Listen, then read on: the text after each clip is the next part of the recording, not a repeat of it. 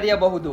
ಇಲ್ಲಿ ಹೆಜ್ಜೆ ಇಟ್ಟ ಪ್ರತಿಯೊಬ್ಬ ಧಾರ್ಮಿಕನು ಪಾಳು ಬಿದ್ದ ಪುರಾತನ ಸಮಾಜದ ಸಂಸ್ಕೃತಿಯ ರಕ್ಷಕ ಎನ್ನಬಹುದು. ಸ್ವಚ್ಛತೆ ಮುಗಿಸಿ ಗುಡಿಯೊಳಗೆ ಪ್ರವೇಶಿಸಿ ಶಿವನಿಗೆ ಹಾಲಾಭಿಷೇಕ, ಹೂವಿನ ಅಲಂಕಾರ, ಧೂಪದ ವಾಸನೆ, ಮಂತ್ರಗಳ ಜಪ, ಬಂದವರ ಶ್ರದ್ಧೆಯ ಮಧ್ಯದಲ್ಲಿ ದೀಪ ಹಚ್ಚಿದಾಗ ಲಿಂಗದಲ್ಲಿ ನಗುವು ಮೂಡಿತ್ತು. ಶಿವನ ಸಾನ್ನಿಧ್ಯದಲ್ಲಿ ಧರ್ಮ ಮತ್ತೆ ಪುನರ್ ಆರಂಭವಾಯಿತೆಂದು ನಿಲುವಂಚಿನಲ್ಲಿ ರೋಮಾಂಚನವಾಗಿತ್ತು.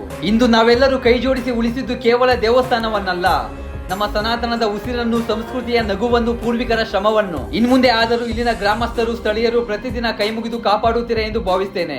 ಮತ್ತಷ್ಟು ಜೀರ್ಣೋದ್ಧಾರಕ್ಕೆ ದಾರಿ ಹುಡುಕುತ್ತೀರಾ ಎಂದು ನಂಬುತ್ತೇನೆ. ಇದು ಕೇವಲ ಶುಭಾರಂಭ, ಧರ್ಮ ಉಳಿಸುವ ಸತ್ಯ ಯಾತ್ರೆಯ ನಿಜವಾದ ಪ್ರಾರಂಭ.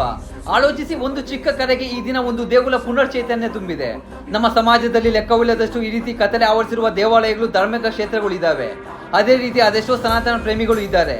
ನಾವೆಲ್ಲ ಕೈ ಜೋಡಿಸಿದರೆ, ವಾಟ್ಸ್ಆಪ್ ಗ್ರೂಪ್ ಪ್ರಾರಂಭ ಮಾಡಿದರೆ, ಪ್ರತಿಯೊಬ್ಬ ಸನಾತನಿ ಪ್ರೇಮಿ ಸ್ವಇಚ್ಛೆಯಿಂದ ನಿಮ್ಮ ಸಂಖ್ಯೆಯನ್ನು ಕಮೆಂಟ್ ಮಾಡಿ, ಇಲ್ಲವಾದರೆ ವೈಯಕ್ತಿಕವಾಗಿ ನನಗೆ ಮೆಸೇಜ್ ಮಾಡಿ. ಗ್ರೂಪ್ ಕ್ರಿಯೇಟ್ ಮಾಡೋಣ, ಧರ್ಮ ರಕ್ಷಣೆ